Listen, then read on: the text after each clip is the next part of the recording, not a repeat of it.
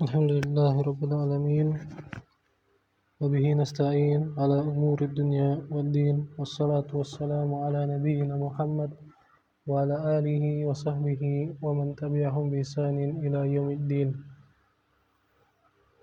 Di sini saya akan membacakan tafsir surah Al-Ghasyiyah yang disampaikan oleh Syekh Shalih Al-Fauzan hafizahullahu taala dalam kitabnya Tafsir Hizbil Mufassal atau Tafsirul Mufassal. Langsung kita bacakan. Kata Syekh hafizahullah, surat ini, surat yang agung, itu dibaca oleh Rasulullah sallallahu alaihi wasallam bersama dengan surat Al-A'la di salat Jumat dan salat Id. Baik. Allah Subhanahu wa taala berfirman, Bismillahirrahmanirrahim. Hal ataka hadithul ghashiyah. Hal ataka. Qad ataka, kata Syekh. Sungguh telah datang kepadamu. Jadi hal di sini bermakna qad. Ya. Fahuwa istifhamu lit-taqrir wa tahqiq. Jadi hal pertanyaan dalam bentuk penekanan, ya, untuk tahqiq, bukan untuk bertanya kabar. Hal ataka hadithul ghashiyah, ay khabaru yaumil qiyamah. Sungguh telah datang kepadamu kabar tentang hari kiamat dan apa yang terjadi di hari kiamat. Jadi al-ghashiyah adalah al-qiyamah. Kenapa disebut ghashiyah? Lihannaha tagsyan nas bihauliha. Membuat manusia itu yagsya.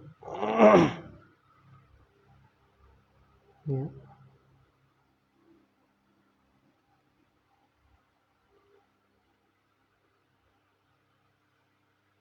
Ghashiyah, yagsya. Hilang kesadaran. Pingsan. Kicep, gitu ya, terdiam. Bihauliha, karena betapa mengerikan hari tersebut. Ya.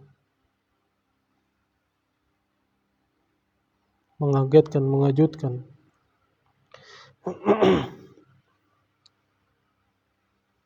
Kemudian Allah menyebutkan keadaan manusia ketika kiamat ini. Maka mereka terbagi menjadi dua golongan. Ada yang sengsara, na'udzubillah, dan ada yang bahagia. Allah Subhanahu wa taala berfirman, wujuhu yawma idzin khashi'ah. Pada hari itu wajah-wajah khashi'ah,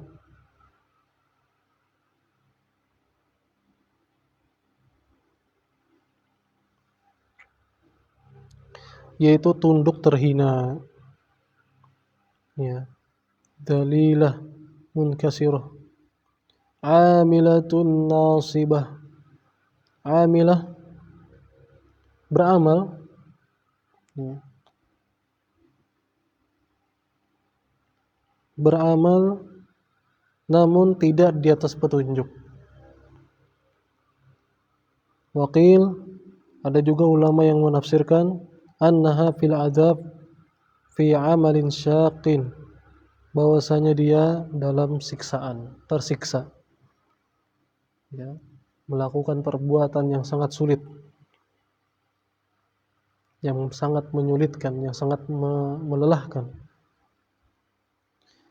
Atau bahwasanya dia beramal amalan yang tidak bermanfaat, ketika datang azab, sehingga tidak bermanfaat baginya taubat dan tidak lagi bermanfaat baginya amalan. Ya. Melakukan suatu amalan yang tidak bermanfaat baginya, yaitu ketika datang azab. Azab sudah di depan mata. Ya. Li'annahu qad fata al-awan, kesempatan sudah habis.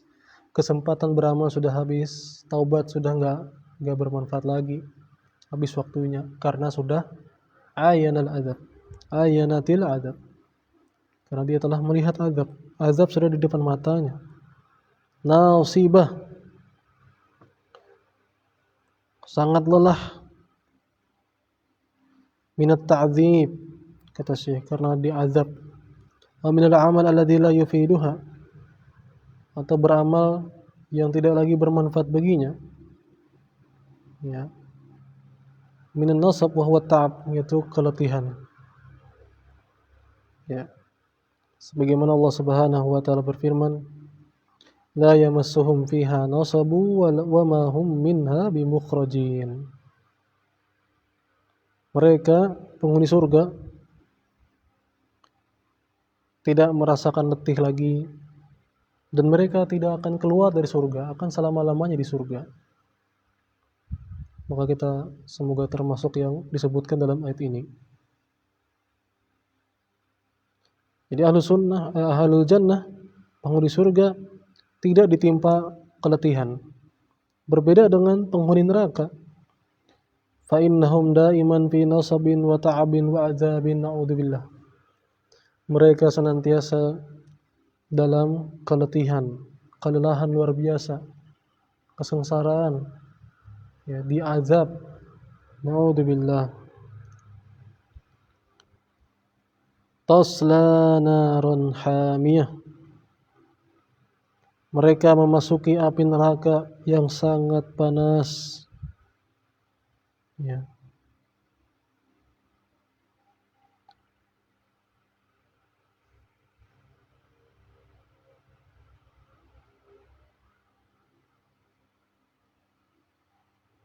Terbakar, dipanggang, na'udzubillah.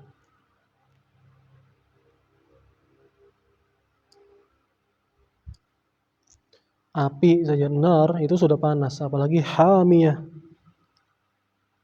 Ini sangat panas sekali.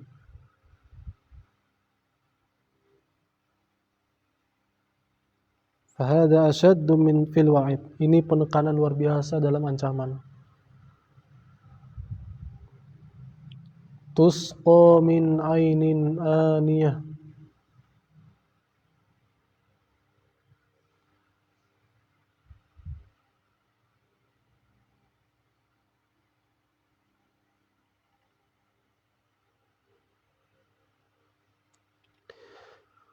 Dia diberi minum dengan air yang sangat panas. Ya. Jadi mereka tidak punya minum di neraka kecuali itu yang panas sekali. Terpaksa mereka minum yang panas tersebut karena mereka sangat panas, sangat haus juga. Adapun makanan mereka apa? Itu minumnya panas sekali. Ya. Dari sumber yang sangat panas. Na'udzubillah. Adapun makanan mereka adalah sebagaimana yang Allah sebutkan dalam ayat yang lain. Ya. Laisa lahum ta'amun illa min ghislin.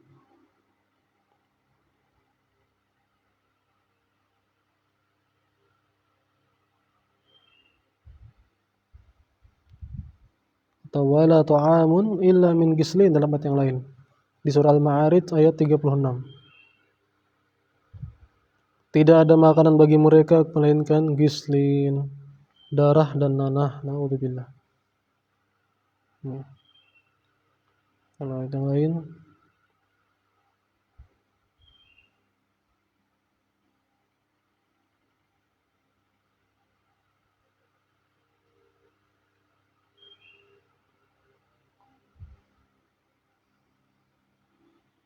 laisa laisa lahum ta'amun illa min dhari'. Nah, ini minumannya, ini makanannya yang disebutkan di ayat ke-6-nya di surah Al-Ghasyiyah. Ya. Mereka tidak punya makanan kecuali dari pohon yang berduri. Ya. A'udzubillah. Nabatun khabithun dzu syaukin la tar'ahu ad-dawab. Ya.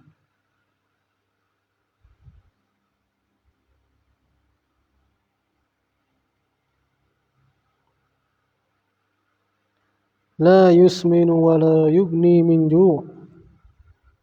Ya. Yang tidak dapat menggemukkan dan tidak dapat menghilangkan lapar. Ya. Jadi tidak ada manfaat dari makanan yang mereka makan di neraka tersebut. Merusak jasadnya. Tidak dapat menghilang atau tidak fayus minul ajsam, tidak dapat menggemukkan badannya dan tidak pula dapat atau menghilangkan rasa laparnya. Ya. Tidak dapat menghilangkan bahaya dari laparnya dan tidak ada manfaatnya juga.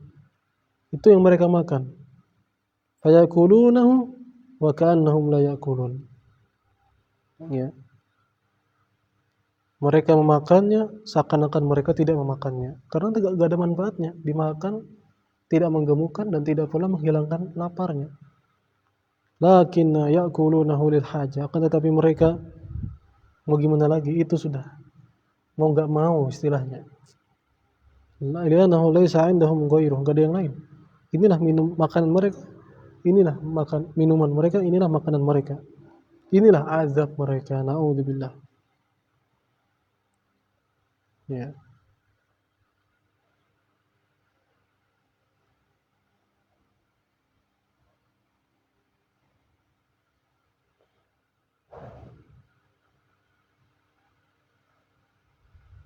Kemudian Allah menyebutkan tentang keadaan orang-orang yang berbahagia. Wujuhu yawmaidin na'imah. Orang-orang yang wajahnya pada hari itu na'imah, berseri-seri bahagia. Mereka lah orang-orang bertakwa, orang-orang beriman. Ya, mereka berseri-seri karena merasakan nikmat. Ya. Tidak cemberut, tidak merengut. Ya.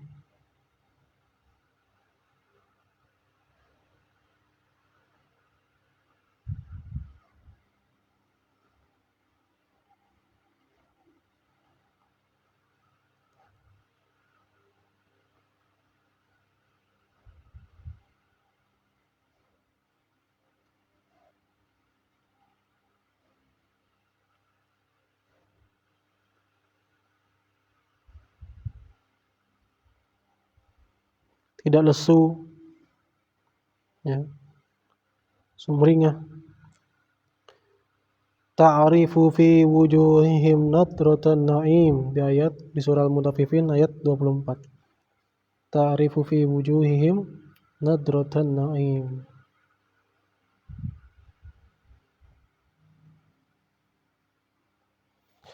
Engkau dapat mengetahui dari wajah mereka kesenangan yang penuh dengan kenikmatan. Terlihat dari wajahnya betapa nikmat yang sedang mereka rasakan. Kelihatan di wajahnya.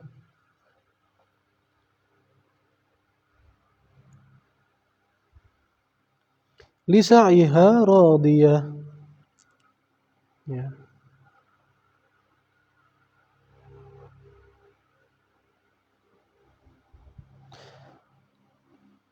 Karena usahanya, ya, merasa senang karena usahanya, karena amalannya yang soleh, ya, karena usahanya yaitu diridhoi, diterima oleh Allah, amalan yang soleh yang dia lakukan di dunia itu baik, ya, amal soleh.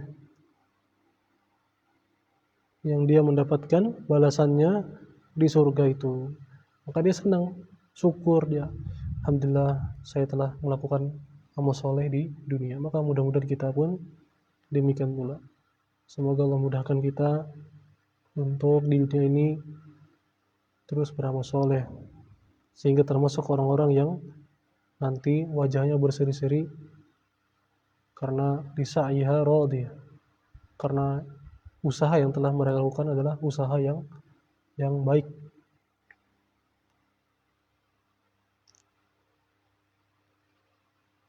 Allah Subhanahu wa taala berfirman di surah Al-Bayyinah ayat 8, jazaohum 'inda rabbihim jannatu 'adn tajri min tahtihal anhar khalidina fiha abada radhiyallahu anhum wa radu an dzalika liman khasyiya rabbah.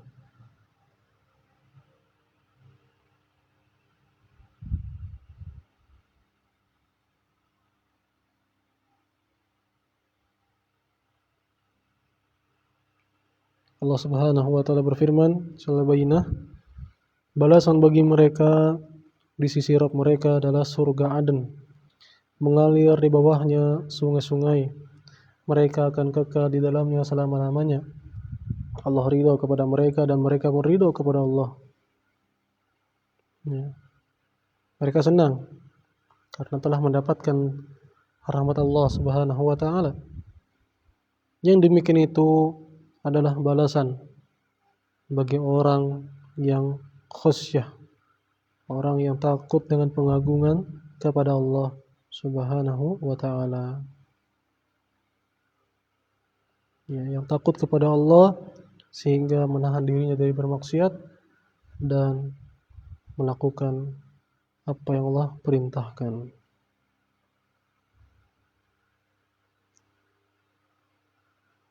Maka ini juga menunjukkan bahwasanya amallah penentu balasan di hari kiamat nanti. Kalau amalannya di dunia baik, maka balasannya baik.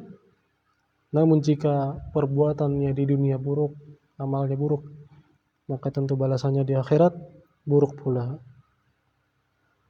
Allah Subhanahu wa taala berfirman di surah Yasin ayat 54, "Fal yauma la tudlamu nafsun syai'a wa la tujzauna illa ma kuntum ta'malun." Maka pada hari itu tidak ada satu jiwa pun yang dizalimi dan tidaklah mereka diberikan balasan melainkan dan tidaklah kalian diberikan balasan melainkan yang sesuai yang telah kalian lakukan di dunia. Maka jangan seorang itu ngimpi atau berhayal masuk surga tapi nggak ada amalan, nggak ada usaha, nggak ada bukti kalau dia tuh pengen masuk surga. Ya. Janganlah seorang bersandar dengan kehormatannya di dunia di hadapan manusia. Jangan juga dia bersandar dengan nasabnya semata. Aku nih keturunan ini nanti masuk surga. Nggak ada orang dalam nanti di akhirat. Jangan dia bersandar dengan hartanya. Harta tidak bermanfaat di akhirat. Disebutkan dalam Al-Quran tentang orang-orang kafir yang kalaulah mereka punya dunia, ya, punya dunia sedunia nih dia dimiliki, nggak bisa juga bermanfaat.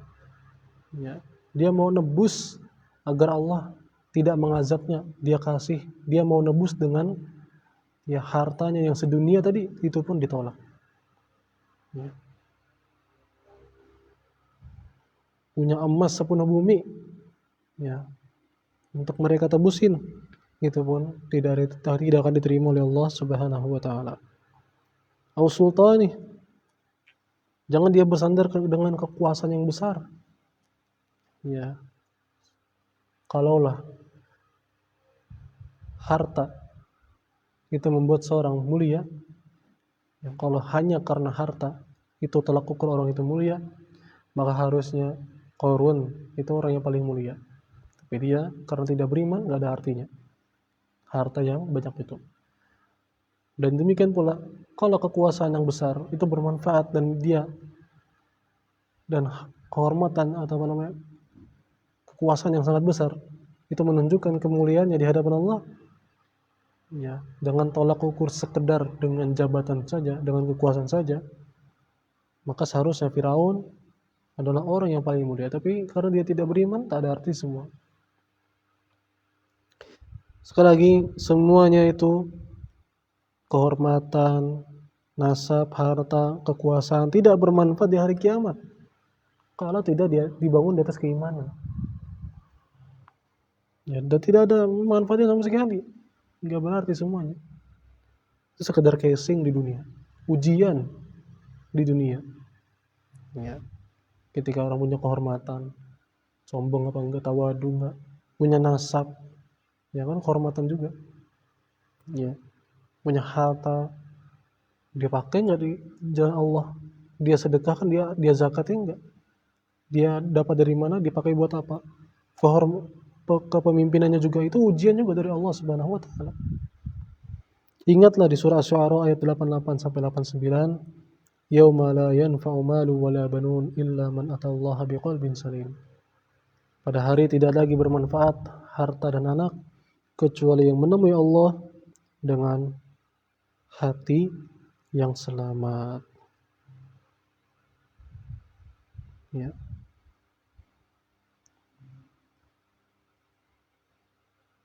Jadi lisa'iha radiyah. Jadi dia telah berbuat di dunia dengan amalan yang Allah ridhoi. Sehingga dia di akhirat wajahnya sumringah, berbahagia karena mendapatkan balasan yang penuh nikmat yang luar biasa. Fi jannatin 'aliyah, di surga yang tinggi. Ya. Surga aja sudah mantap, sudah luar biasa nikmatnya, apalagi 'aliyah dengan sifat yang tinggi. Ya. Adapun orang-orang kafir fi sijjin, ya, di kerak neraka jahanam, naudzubillah. Ya. Wa haula fi darajatil jannah, adapun mereka penghuni surga fi darajatil jannah, tinggi, tingkatannya tuh ke atas surga, ya, tingkatan tinggi, di tempat yang tinggi, bahkan atapnya langsung Arsyur Rahman. Fala arfa min hadzal makan, tidak ada yang lebih tinggi daripada tempat ini. La tasma'u fiha laghiyah,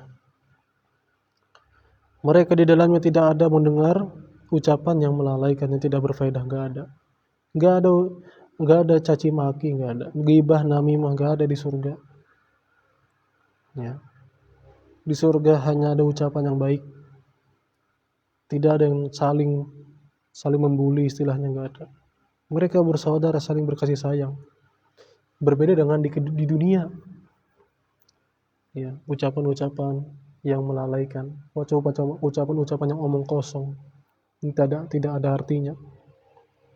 Bahkan naudzubillah ucapan yang badhi, yang jorok, yang kotor.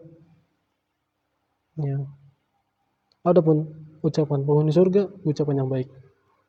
Ya, ucapan yang mereka kalau ngobrol nyaman mendengarkan satu dengan yang lainnya. Ya. Saling salam dengan satu dengan yang lainnya, mengucapkan salam. Ya. Intinya apa? Ucapan-ucapan yang enak didengar, yang menenangkan jiwa. Tidak ada lagu, tidak ada ucapan yang melalaikan, lagun yang melalaikan. Sebagaimana Allah Subhanahu wa taala berfirman di surah Al-Waqiah ayat 25 sampai 26, la yasma'una fiha lagwan wa la ta'thima illa qilan salama salama.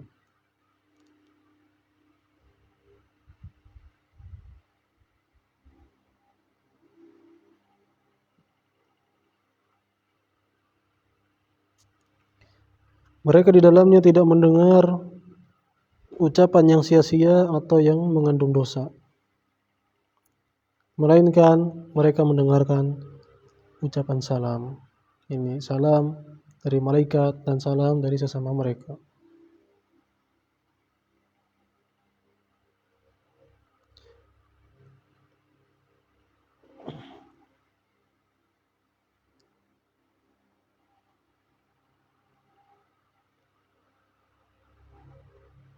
Tapi mungkin demikian.